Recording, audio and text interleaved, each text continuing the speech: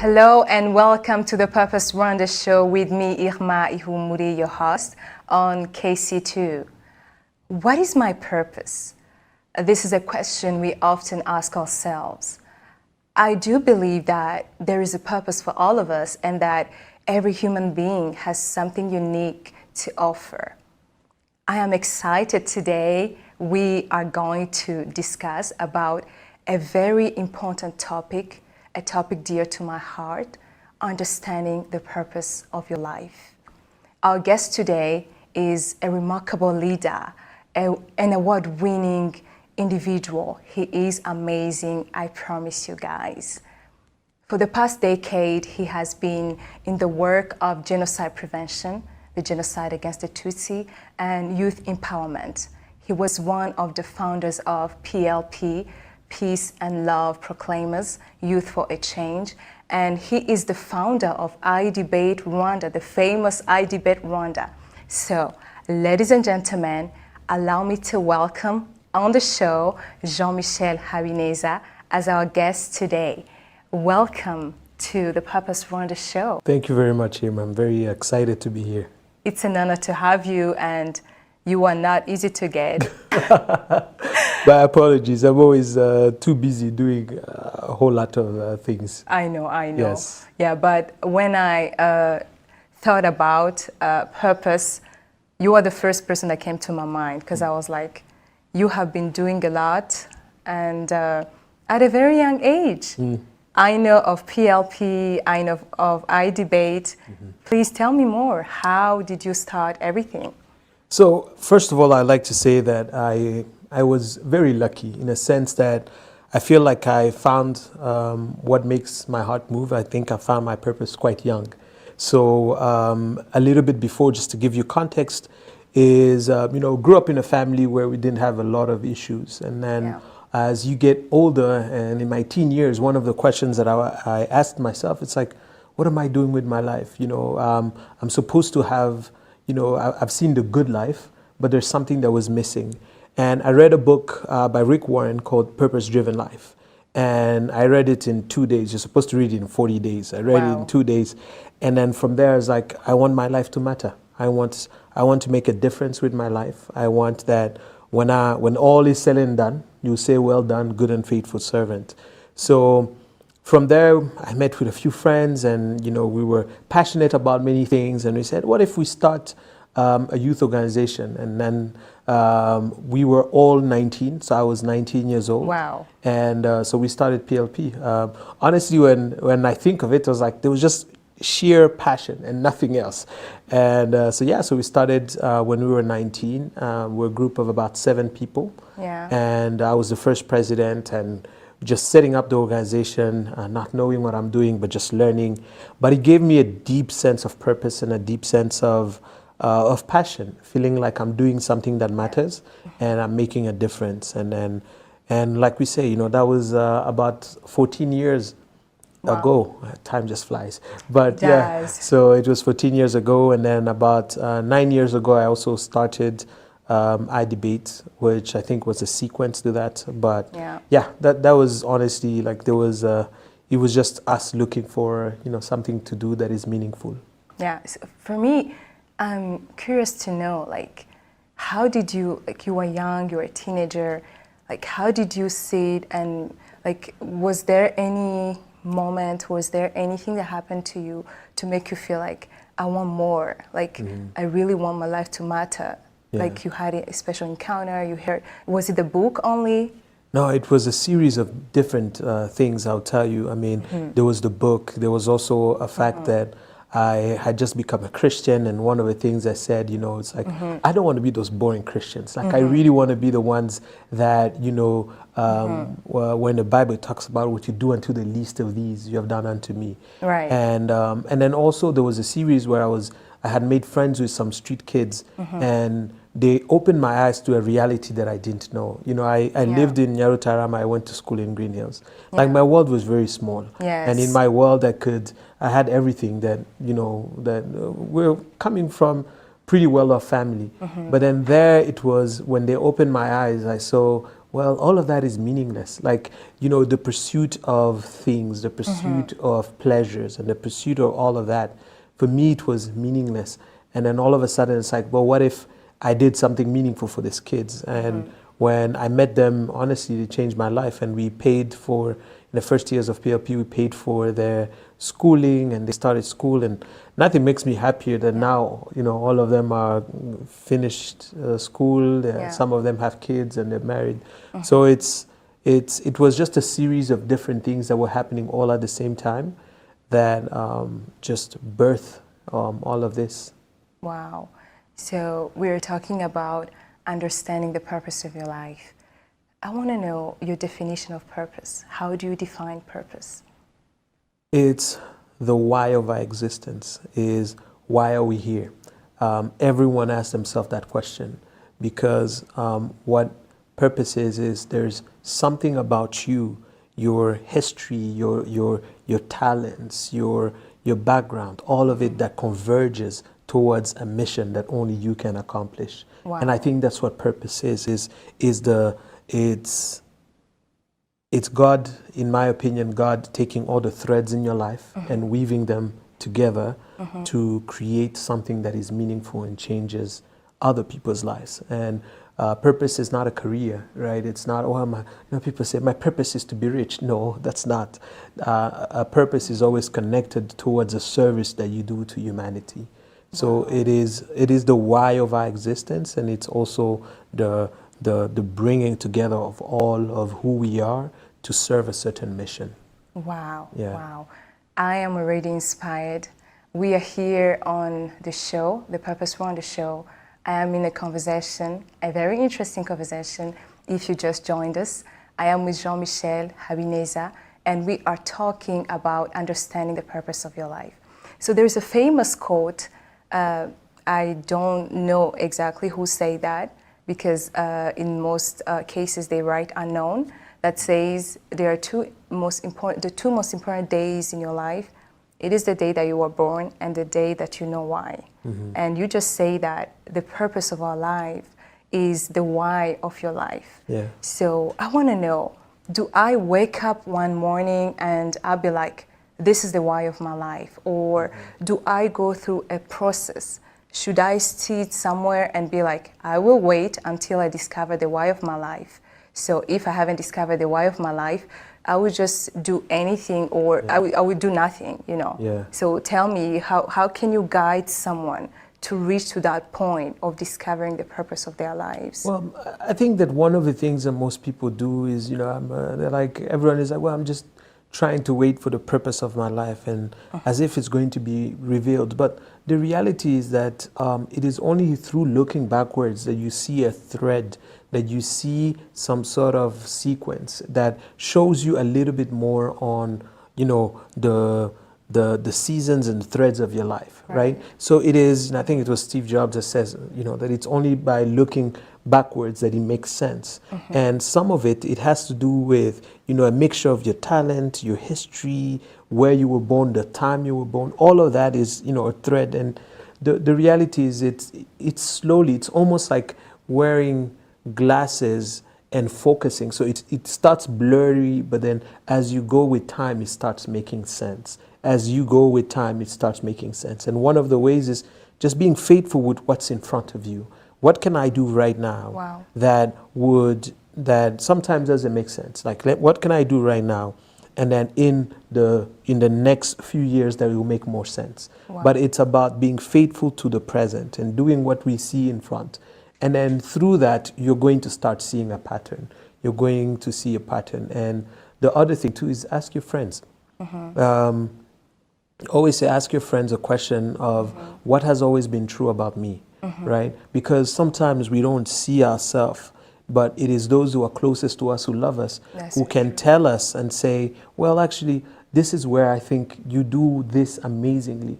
Because think about it, the things that you do well, you're not conscious of it because it's natural, it's a gift, right? And it's hard for you to see it because you just do it naturally and you assume everyone does it naturally. But it is through the talking with your friends and then also just doing what is in front of you then it's almost like you find purpose by walking in it, which doesn't make sense. But you walk, and as you walk, things become clearer. And some of us, we get lucky, we find it early. Yeah. Others, it takes time, and but none of it. If you're faithful to the process, it's none of our experiences are a waste. Wow, Yeah. wow. That's amazing. There's something powerful you just said about being faithful to the present, about excelling and doing right, like what you have in front of you. And as you are excelling in what you're doing right now, at the moment, at the present moment, being fully present of everything you have right now, like cherishing the gift that you have. And as you move forward, you will discover, you will see more. That's just amazing. Yeah, and it's just the truth, because I'll give you a simple example of in PLP. PLP is known for walk to remember, but what most people don't know is that the first walk didn't happen. Why? Because we didn't know what we were doing, and part of it was every year it used to grow. Like the first time we did it, we had about 2,000 people. But the last time that we did, I think the last, let's say 2014, we had more than 50,000 people in 25 countries, right? And all of that, people would see that, they would see you're able to bring this many people. But very few would know how many years it takes to actually build that, how many years it takes to build the personality, build the character, build the things that are done in the darkness. That no one never really sees. And I think sometimes we might think that purpose is only that part, like the beautiful part. Like the beautiful part, the shining part. But honestly, the purpose is the things that you do when no one is watching. In secret, the dust, all the ingredients and you have to add. All of that. All of that, and it's going to birth purpose. Yep. What I understand by what you're saying is that purpose is revealed in phases. Yes. As you said, it starts, blurry. It's like, deep down, there is something greater. I am called for something big, but I don't know exactly what it is. And you start looking inside of your heart and you observe your gifts. You locate your passion, what moves you. And as you keep on moving forward, that's how you will see, wow, I was born for this. Yes, and the reality is, I will tell you, it's a lot of people see all of that outside work, but very few people are able to see the building that you do in the dark. I will tell you one thing, for about 10 years, I never watched TV. Never watched TV. I was busy. I was studying. I would wake up at 3 in the morning and I would study and I would read as much as I can. Because part of it was, if God is going to use me and do amazing things, then I have to cultivate. I have to study. I have to know my stuff. You have to prepare yourself. I have to prepare. And then now, years later, someone sees you and they're like, wow, this is amazing, this thought that you have just given. Well, this is a book that I read 10 years ago. This is a book that I read 9 years ago. So a lot of people sometimes want that shiny part, but no one knows, with that, with understanding that your life has a purpose, it also means if my life has a purpose, there's certain things I can't do. There's certain things I can't do, and there's certain things that I must do. And it's hard. It's hard. I think the finding of purpose is easier than actually walking in purpose, because walking in it has a level of sacrifice that people have to do. People might say, "Oh wow, I love this," and they love the fruit, but they don't love the seed. They don't love the seed. They don't love the cultivation. It's like I was not like I usually tell guys I was the dumbest teenager that I know. I was too cool to do anything. But it was like the moment that I discovered that my life could make a difference, I just said I have to be serious about cultivating. Put in the work. Exactly. But most times we don't like to put in the work. Like most times we don't want to get our hands dirty. We don't like the word sacrifice, because sacrifice means pain. And I think somehow, as you walk through your purpose, you really have to embrace the pain. I think in the Bible there's a part where King David says something that I always say, that I may not give to the King that which cost me nothing. Wow. Right? And for me, it has always been that. Wow. Like, it means that sacrifice means that it has to pain, but it's pain in the birthing process. Like, wow. you're birthing something. And when I look, I'll tell you the truth, I look at my life back now and I see a lot of things that we sacrificed for, and I'm like, wow, it was like I had it was worth it. And I had no idea. Like, I wish I could say, oh, we were smart. No, no, not at all. It was just we're being faithful, you know, and we were being faithful, and it birthed something that I think that's the biggest gift that God can give you, is for you to be able to see some of the things that He put in you that you had no idea, and then when He comes alive, you're like, wow, you know, I never thought that, and it's amazing. They're just beautiful. So I want to know, like, do you make any mistakes? Like, when you look back, do you have any regret?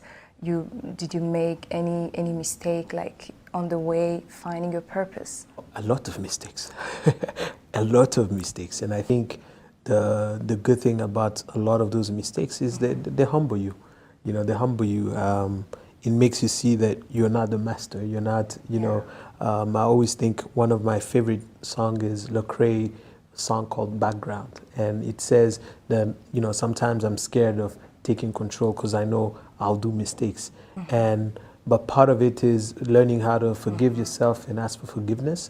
But it's also that, but it's also some good mistakes though. Mistakes that make you stumble into something, right? You do something like I remember the first walk. It was supposed to happen, and then on maybe I think the day, like a week before, usually go for a meeting, and they're like, "So have you done this?" So, no. They're like, "Do you have the permission?" No. Do you have you done advertisement? No. And they're like, "What have you done?" I'm like, "I don't even know. Like, what am I supposed?" But it's the path of, like I used to say, we're trailblazers. Like, we create path. Wow. And when you create path, you were born to do mistakes. But again, to tell you how much purpose is so tied to who you are as a person, I always usually tell people, it's like, because I was so dumb in high school and in secondary, because I was so dumb, when I do mistakes, I'm like, but anyway, you're dumb, you know?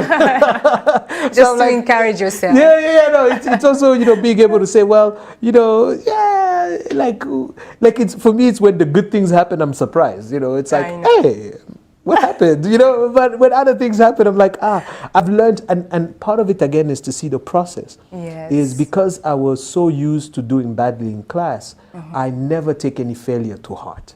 I never think that failure defines me as a person. I had to figure out, how do I build an identity of myself that is outside of my performance. And that has given me the room to be able to risk some things, because I know whether it happens or not, it says nothing about me. Right? It says nothing about me, who I am as a person. And again, it's just that process that allows you to learn how to navigate and accept it. And the difference between a seasoned person and someone who has been in this work for long and a younger person is, a seasoned persons understand that it is part of the work, that you do mistakes, but as long as you learn them, and then as long as you are also honest and say, I did wrong when I did wrong. And yeah, that's just beautiful, and it's so inspiring, at least for myself. I hope you all are inspired by this conversation. So I would like to ask you to share with us a message on your heart. Here is somebody, a young girl or a young man, or even elderly people who might be watching us, and they're just asking themselves, I don't know how I can find my purpose. How can I live a purposeful life? How can I discover the why of my life? Please talk to them, how to get there. So I would say that the most interesting thing is when you study all the religious systems in the world, that we have, especially in Christianity, I think it's what we call the reversed logic of life. And what that means is that you only find yourself by losing yourself, that you only serve people by like dying to yourself and serving many, right? Who's the leader is one who sacrifices more than others. So if we are to look for purpose, I think makes the biggest difference. Like in a book called Man's Search for Meaning, Viktor Franklin, I think, Frankl, he says that when man has purpose, he can endure anything. Wow. And what that means is that once you have found the why of your life, everything else makes sense. And I think that the best way to find it is, first of all, by looking, asking your friends, and then also being faithful in the process. Yes. And it is as if, again, it's a blurry picture that becomes clearer as you go with time. But I think that you should pursue and find it. And for those who are religious, is ask your Creator. And for those who ask your friends, ask your family, and then be faithful. Your purpose is always tied to a mission, and that mission has to do something good for humanity. And start where you are, do good, help one person or two people, and we want the big, gigantic things, but it's the small things that lead to the big things. Wow. So it's do the small things, help those that you can, and then with that, if you're faithful, with time, it becomes clearer and clearer. Wow. Yeah. Thank you very much. Thank you. As we close our conversation, do you have anything you want to say concerning IDBET Rwanda or PLP? Do you have anything new coming up? Yeah. What should we expect?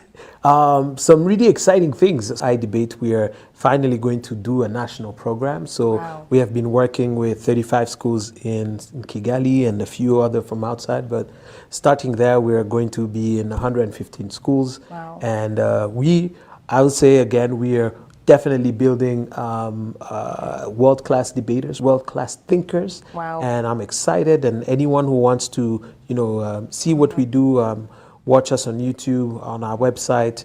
I'm sure you would see how if we invest in the young people, they can do amazing things. That's so true. And, They are the future. yeah, exactly. And the thing is that they're the future, and if we invest in them, we can see tremendous stuff. And I'm excited for what's coming. And watch the space, like they say. A lot of great things are coming. Wow, that's amazing. Ladies and gentlemen, we are coming to an end finally of our conversation with Jean-Michel HABINEZA, the founder of IDBET Rwanda and the co-founder of PLP. We had a good time. We discussed about purpose, and I believe you were touched or you learned something out of this conversation. A purpose is revealed in phases.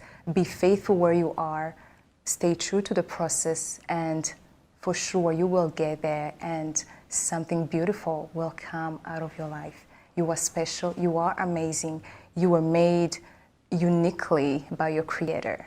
It was beautiful, the conversation was amazing. I want to thank our guest, Jean-Michel HABINEZA, for being with us today. It was just beautiful to have this conversation about understanding the purpose of your life.